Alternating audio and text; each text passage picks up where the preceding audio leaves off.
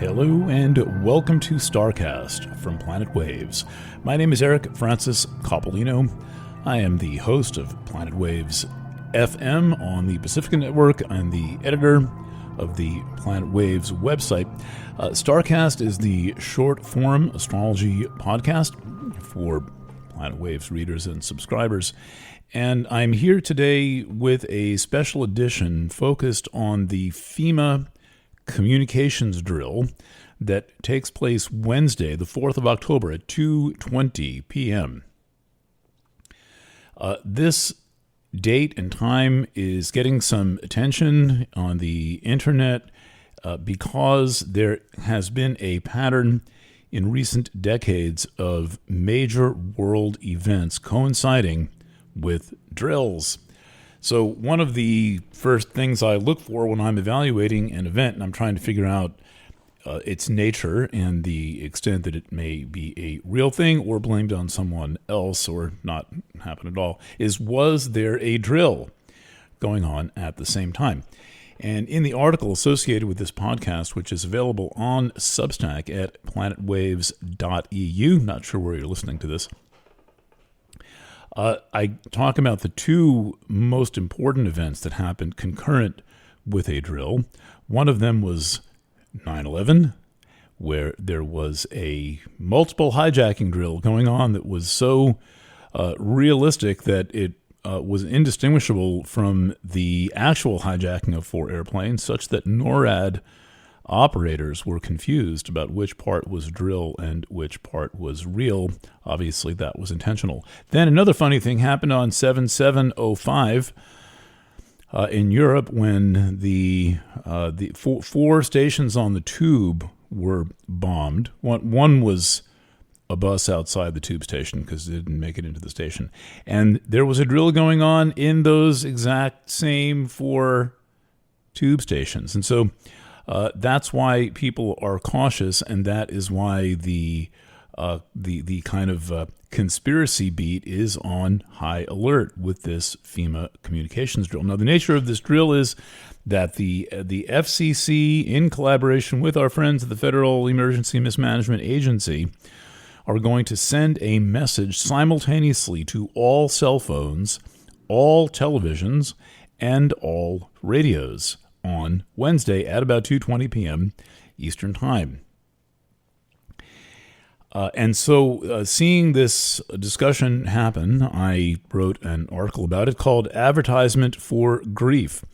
And at the end of that article, I make some notes about the nature of the astrological chart, since one of the things I do, along with being an investigative reporter, is I'm quite well trained in reading news astrology. I've written publicly about the charts of probably 500 events over the past few years, probably a lot more than that. So this is a perfect job for Planet Waves, and so I'm here with a little bit of information. Now, my take on whether something is real or not is that this distinction is obviously being blurred in the digital age. One piece I'm working on and should have out soon is a piece on deep fakes. We keep hearing about artificial intelligence and ChatGPT and the ability to write a book in someone else's style and so forth. And actual authors, professional authors, have put in parameters and said, write like Jordan Peterson. And then Jordan Peterson thinks that the writing sounds like him. I'm kind of amazed. But anyway, anything can be faked. There was a fabulous deep fake of Jason Peele, I believe. Jason Peele, yeah, is that right? Who's an Obama imitator working through an AI script as the kind of natural human puppeteer, sounding exactly like Obama because he had the intonation down, and then the AI generated the voice and the face. It was not Obama. So there's a lot of examples of this that are floating around, and the bottom line is that in digital consciousness we have a lot of confusion over what is real and what is not, and this distinction is being blurred a little bit more every day, and it's at the point where the total disorientation of intellect and disruption of culture, as Eric McLuhan put it approximately a few years ago, has taken over our minds. And now not only are most people unable to distinguish between what is real and what is not, they are oblivious to it. And what is real is what you believe, and what is fake is what you don't like or what the other guy believes. So it becomes totally subjective, and people think, well, the truth is your truth. Again, completely confused. There is such a thing as objective reality within certain parameters. Things can be established, they can be discussed, evidence can be presented, but we live in a time where people think, oh, this is all about what I believe. Everything's about what people believe. And so this is an effect, a spillover effect of digital. People are not that stupid. People know that they can have opinions, but it is fairly recently that they will make the argument that their opinion is true because it's their opinion. So we are in confused times, and into these confused times, this FEMA communication drill is going to be injected. And the question is, the kind of false question being debated on the internet is, does this mean there will be some kind of event happening in parallel to this, i.e., the drill of 4 planes being hijacked on September 11th happening in parallel to 4 planes being hijacked? Never before occurred, probably either as a drill or in history. And what I'm saying is that, yes, something bad is going to happen on Wednesday, October 4th, and that thing is the drill itself. People are freaked out right now. People are on, let's say, tenterhooks. There is a tremendous amount of economic instability. There is also a deeper level of spiritual instability. Many people are lonely. They are afraid. They do not know where their lives went. They may not have the insight or the courage to admit that in 2020, something was done to us and taken from us. This continued with all kinds of additional things piled on top of that in 2021. And so there's also a kind of a vacuousness when it comes to understanding the way that we got here. And as far as I can tell, underlying everything, propelling this whole spiritual crisis forward, is the fact that we are being stripped of our humanity by digital conditions. And I don't mean how stupid cartoons are or by the idiotic things people tweet. I mean the digital devices themselves, the entire communication network, the entire invisible digital environment. For example, and in media theory, that which is invisible has the most effect. We don't notice the zeros and ones.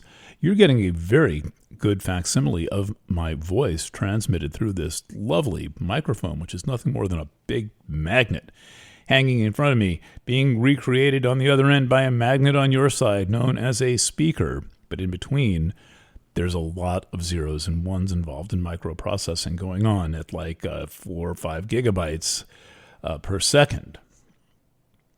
Gigacycles. So we are in this environment that is mincing up our humanity and blurring the difference between what is human and what is not human. Transhumanism is not a thing in the future. It's a thing that has already happened to us. And so into this transhumanized environment, this environment where people are disembodied, this environment where people are frightened, where they are waiting for the next bad thing to happen, where no one feels like they have a moment they can possibly relax because there's always something to worry about. There's always some other device to check, and so on and so on. This so-called test is going to be injected. And what I'm saying is this quote-unquote test is itself the terrorist event. We don't need another terrorist event. Now, look, I'm not saying something else is not going to happen, like they're going to just happen to shut down the power grid on the Northeast at the same time. Oh, what a coincidence. No, I'm not saying that. Look, it could happen. Do I see that in the chart? Nah, not exactly. What I see in the chart is disinformation.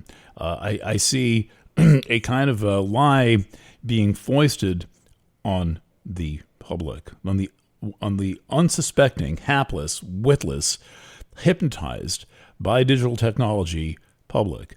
And most people do not know their phone is going to blare on October 4th at about 2:20 p.m. Eastern Time with a sound they've never heard it make. By the way, if you want to take some interesting video, put your phone in a photogenic pose at that moment and videotape it with another device, like maybe a thing not connected to the internet. That is what I'm planning to do. It's going to take one of my ordinary cameras and leave the phone on my desk and set a little tripod up and watch the thing blare. But most people don't even know this is going to happen.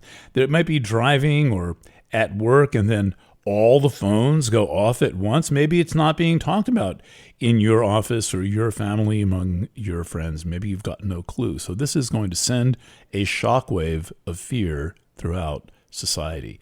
And it is unnecessary. It is just simply harvesting people's pain. No one needs any more warning of bad things happening. They're already walking around expecting it. But I have a question before I get to the astrology chart, and that may take a little while to read because it is a juicy chart. And I had already cast a version of it before I decided to do this article because there is a big event that day. But I'm going to leave you one last question before I get to the astrology.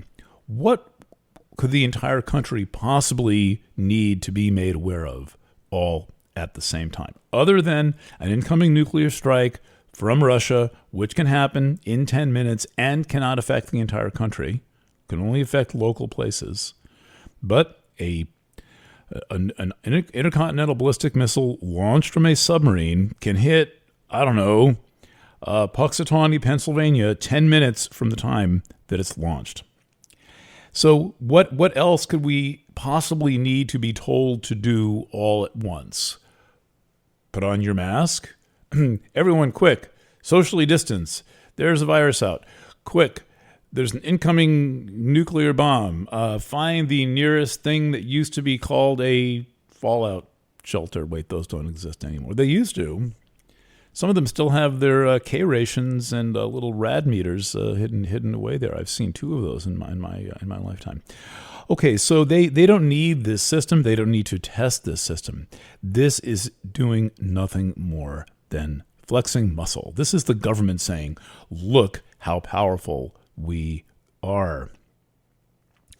And hey, the sun, they're doing this right. If you cast the chart for Washington, D.C., basically, even though it's happening at 1:20 p.m. Standard Time, this time of year, the sun is at the zenith. It is right at the top of the chart, asserting the good and glorious power of the government with the asteroid of government itself, Pallas Athene, in a conjunction to the sun. And one other joke coming out of this chart is that the asteroid Sappho, which is 2 Venus symbols overlaying one another, and that is not just girls getting it on. The Sappho asteroid can represent women who are into other women, but it has a dominant philosophy having nothing to do with the poet Sappho from the Isle of Lesbos, who's the first writer we hear about in the English, or rather in the Western tradition that I know of. There may be one older, is that Sappho is about things happening together. It was very prominent in the 9/11 chart. And I looked at that. That's when I learned the asteroid Sappho. And I called up Martha Westcott and said, what the heck is Sappho doing at the top of this chart? Along with another asteroid, that would be Ophelia, were the most elevated placements in the 9/11 chart. Emotional overreaction and Sappho, people, something happening together. Exactly conjunct the sun. Now, as I say, that's kind of the obvious level of this chart. And there are a lot of layers to charts, as you'll see. I happen to use a more complex version.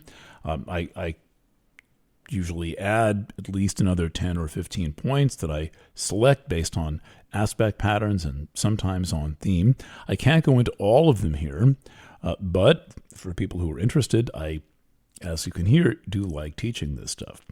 So there is a one last thing. For those of you who are looking for the scientific concept behind astrology, and you're thinking an asteroid the size of Delaware, located way past the planet Uranus, can't possibly have a gravitational effect that does anything on Earth. And you're right. This has got nothing to do with gravity. Maybe the full moon, which we're approaching, has something to do with gravity. We're right. The moon is right there. The sun is right there. But the rest of this, gravity theory is not going to get you anywhere, because there's plenty of things in astrology that have no mass whatsoever. Hypothetical points, the part of fortune, the ascendant, and all of that, including, asteroids the size of driveway shale that can speak quite fluently to us. What is going on is chaos theory. And so if you want a way to understand astrology that is not offensive to your scientific or philosophical leanings, look into the work of Benoit Mandelbrot. Look at chaos theory, fractal patterns. That's really what Mandelbrot gave us. Everyone has seen the Mandelbrot set. That thing looks like kind of an interesting mathematical insect, and you can play with it now. You can go to websites and play with fractals. And fractals are closely related to chaos theory. Chaos theory is basically saying that in massive amounts of data and numbers, there are going to be recognizable and repeating patterns. And so you don't need something as simplistic as Newtonian physics, which works great to make buildings stand up. But astrology is more sublime and more subtle, more poetic. And so it's not completely antithetical to science, but you have to go to the more philosophical and elegant kinds of science to get an understanding of what may be going on, if that matters. Read enough charts and you'll start to say, this is crazy. It works. I can't imagine how my chart looks like it was custom made for me. What did my mother consult an astrologer and decide when to have a baby? No. Okay, so the event that led me to cast a chart for October 4th, 2023, which, by the way, if you're wondering, is the chart that I have used to write the October 5th horoscope. Usually I write a chart a little bit further out, but this one, this one's got a good shelf life. So when the horoscope comes out on Thursday, October 5th, a week from today, I believe, that will be based on this chart. And that aspect is Mars, kind of a local planet that we can see with our own eyes, in a 180-degree aspect that is exactly across the solar system relative to the Earth. Mars is in one way, and this thing called Eris is the other way. We've all kind of heard of Eris because we all kind of know that Pluto kind of got demoted kind of around 2006, in August of 2006, and was made into a dwarf planet, was therefore turned to a minor planet. Eris, which was discovered about 2 years earlier by Mike Brown at Caltech, who's a really good planetary discoverer and also really good at naming things. Him and his team decided to call this Eris after the goddess of chaos. And incredibly, that asteroid, that name hadn't been used for an asteroid. In the incredible problem of name depletion we have with about 1 million bodies orbiting the sun, all of them eventually destined to get names. I don't know how many have names. Maybe 100,000, 150,000 have names of some kind. Things like Jerry Garcia and others. Eris was not used. I mean, that's amazing. But they named it after this thing with a 551-year orbit. And they named her for this very sly goddess of chaos. this disruptor, this covert operator. And the slowness of a point describes its power and its influence. And so Eris is a very slow-moving point, orbits the sun in about, they keep changing it, but about 551 years. For example, Pluto goes around twice as fast. Mars will make more than 1,000 orbits in one orbit of Eris, because Mars orbits in 2 years. 1,000? No, I've got that backwards. If Eris is 551, Mars will make about 260, 270 orbits in the time that Eris goes around once. So Eris is slow and powerful. And on the morning of Wednesday, October 4th, and I present this chart in the Substack, we have an opposition of Mars and Eris exact at 7:53 in the morning. And so this was one of those things that was stand out enough to get its own chart. What amplifies the Mars-Eris opposition that day, and I'll describe those energies in a bit, but let me describe the thing amplifying them, is this calculated set of points called the lunar nodes. So the lunar nodes track the ecliptic, and they tell us where an eclipse is going to happen nearby. And the lunar nodes are in late Libra and Aries right now, which means that the next eclipse of the sun, which takes place on the 14th of October, is going to take place in Libra. And when there's not an eclipse in the immediate vicinity, what the lunar nodes do is they amplify the sense of karmic impact. They amplify the connection to the public. They multiply out the individual relating to a collective event, and a collective event having an influence on an individual. So it doesn't surprise me that people are nervous about this test, right? This test they're going to run, but it should make you nervous anyway, because it's ridiculous and they don't need to do it, and they're just priming us for the time that they use it and maybe get it wrong or announce the next phony pandemic. But there is energy that day. Now, Mars and Eris are both energetic. Speaking of energy, Mars is the planet of volition. Its glyph is a cock and balls. Look at it. Look at the angle. It's red and it's pointing right up there on approximately 45-degree angle. Mars is ready to go. But in Libra, it is a bit muted. It is relational. It may also function a little bit below the boards. It may be a bit passive-aggressive. And Mars in Libra is also very good for doing things that are creatively daring. Now, Mars is not in Libra for very long, so if you're a painter or a photographer, you're wanting to try something new, now would be a good time. But back to our story. So Mars is opposing Eris. Now, Mars is the god of war, and Eris is the goddess of covert action, covert war, not doing things obviously. So, for example, in the myth of Eris, there was a wedding that she was not invited to. She was very angry about this, and she somehow manifests an apple made of gold called the Apple of Discord, and into it she inscribes "to the fairest," and then she rolls it into the party, and some goddesses have a pageant, and they have their idea of what "to the fairest" is, and then some guy named Paris, some kind of ordinary warrior citizen, not a god, not a demigod or anything, just a guy, handsome and all, but a guy is chosen to be the judge, and the goddesses try to bribe him, and he accepts the bribe of Aphrodite, who bribes him with Helen of Troy as his wife, for whom he leaves his existing wife and has a kid and all that stuff. But because Helen of Troy was kidnapped to make him his chick, the Trojan Wars break out.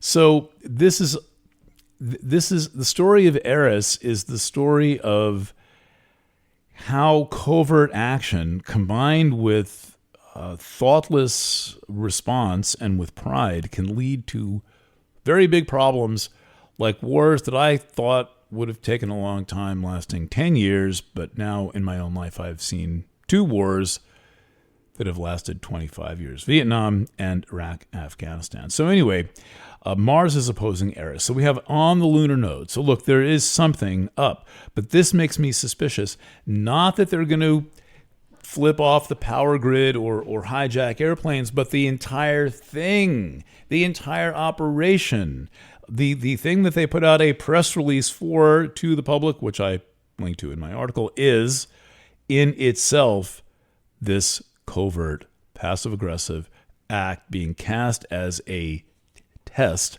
the whole point of which is to terrorize us. So there's a lot of exciting things in any chart. I could keep going. It's easier to talk about this because it's more musical. In writing, you could write like 500 words about every aspect, and it would take the entire afternoon to read it. It would take me 2 days to write it out. But if you hear things that are interesting to you, it's possible to go deeper and to look at written materials or to write to me, and I can send you some stuff. There is an aspect pattern in this chart that I have outlined in blue pencil.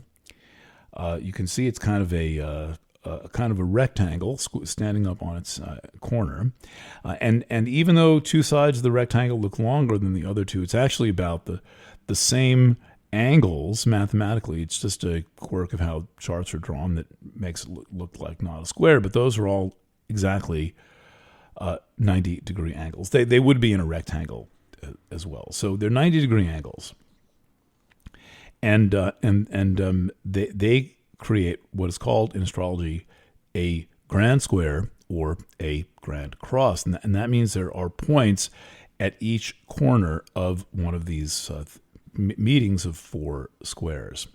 Now, these are not very well-known planets, except for one, Mercury. So I'm relying on years and years of study developing these points, and I have worked with all of them and written about all of them. And I want to just briefly describe this aspect pattern to you and maybe interpret it a little. So the thing in the major planets, the well-known visible planets that starts the whole story is that Mercury is there up on the top with the 2 blue lines coming out of it with the number 29 next to it. That means that it is almost in the next sign. It's about to cross over the ingress to Libra. So Mercury starts off the story. Mercury is message. Mercury is very prominent in the 9/11 chart. When you see Mercury prominent in a chart, message. It's about the message.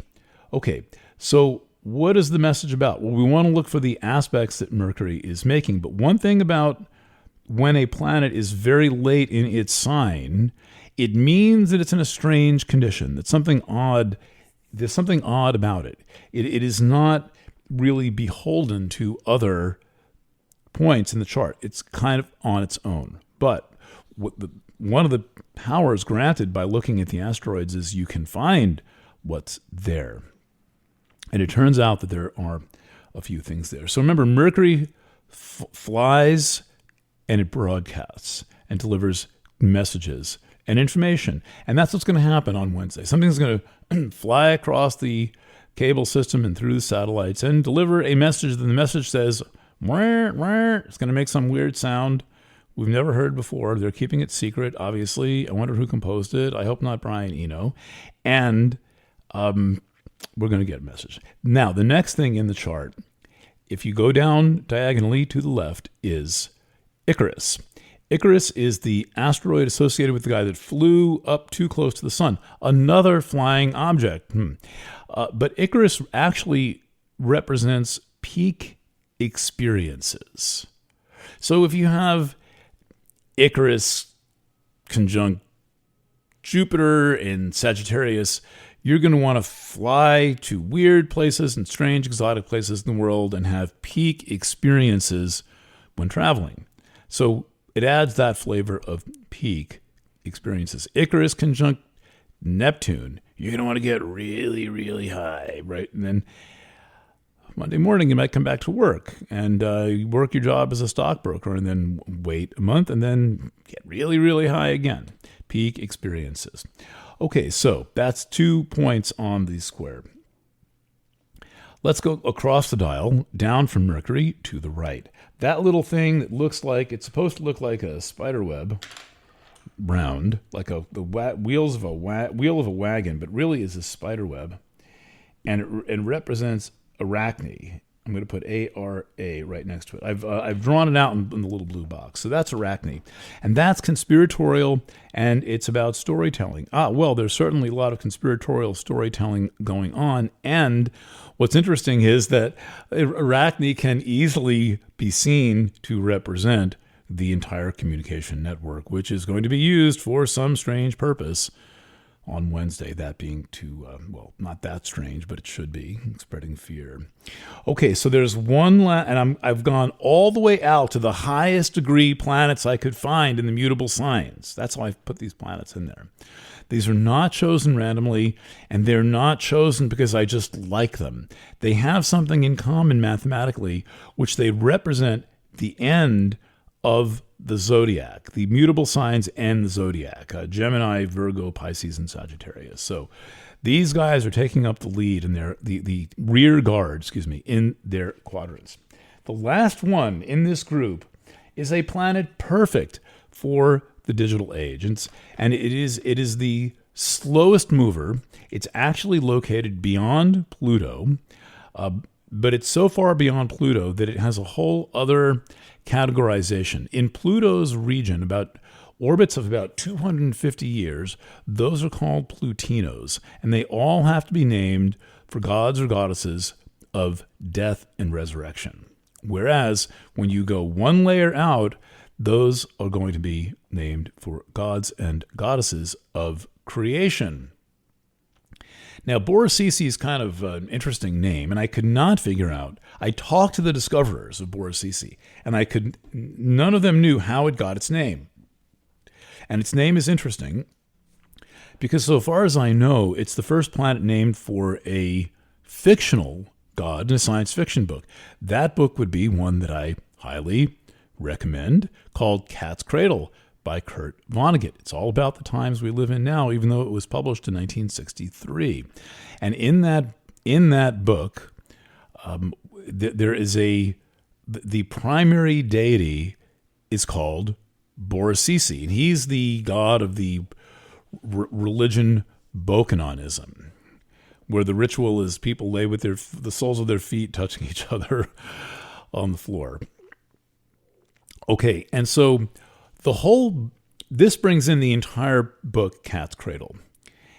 And the theme of this book is the lies of the government, these massive programs that can devastate humanity, like the nuclear bomb and nuclear power and dioxin and all these contaminants. And Vonnegut worked at GE for a while, which is where he discovered the idea lurking in the file cabinets left there previously for when science fiction author H.G. Wells visited. He didn't like the idea, but Vonnegut took it and wrote a whole book based on it.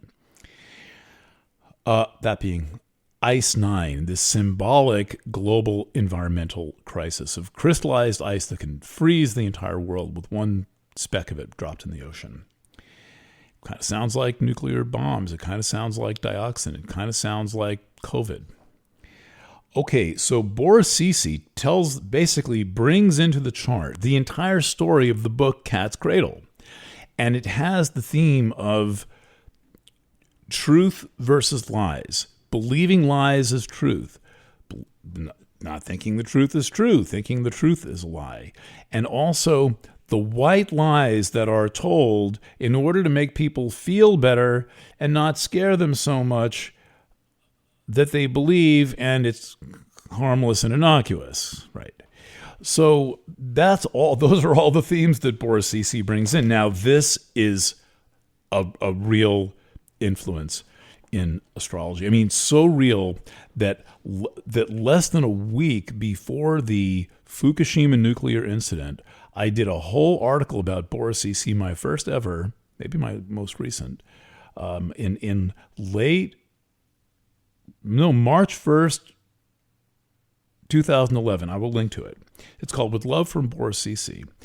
And I talked about GE and I talked about nuclear power and all this stuff. Well, it turns out 10 days later, on March 11th, GE manufactured nuclear power plants completely malfunctioned based on all kinds of design fuck-ups and being basically useless, antiquated contraptions that then resulted in the melting of something like 150 tons of nuclear waste, nuclear fuel, going to the bottom of the Pacific Ocean on the Japan coast. And so Boris CC is wonderfully complex, but it also is about our relationship to technology, the lies told about technology, the inability of scientists to control technology. As Sting said, they build machines that they can't control and bury the waste in a great big hole. That's the Grand Cross. That's what's talking to Mercury. That's crazy. Okay, one last thing in this chart. You will perhaps notice an orange line, actually two orange lines toward the right. They point to things in the exact same place. One is Jupiter. That looks like the number 4. That's on the lower right side of the chart. It's in orange. It's number 4. It's got an orange line pointing to it. It's got the number 14 next to it and a light pencil line around it. Jupiter, at the moment, is conjunct a thing called Albion, originally called 1992 QB1. 1992 QB1 was the first planet in our solar system ever discovered beyond Pluto. QB1 was the proof that there was something in our solar system orbiting our sun beyond Pluto. So it is kind of the gentle lure. I think of it as being an alternative to the death works concept of Pluto. I'll do anything as long as there's a gun to my head. I will grow if I'm really, really, really forced to grow. People who need to manifest a massive car accident in order to get out of working their dead end job, and then suddenly their next scene hobbling around on a college campus. Finally something that's Pluto-ish. This enforced growth. Force me and I will do it. So it's Jupiter. So QB1 gets us past that. QB1 says we don't need that. There's a gentler way to do this. It's conjunct Jupiter in Taurus. Okay, the angle, the aspects go to an asteroid called Atlantis. I'll close on this note. Whenever there's a chart that involves some kind of potential false flag incident, I always check the asteroid Atlantis. Atlantis is the theme of a civilization that misabuses, that's kind of a George Bushism. It's technology. It has way too much hubris. The technology takes over, and it destroys the human race.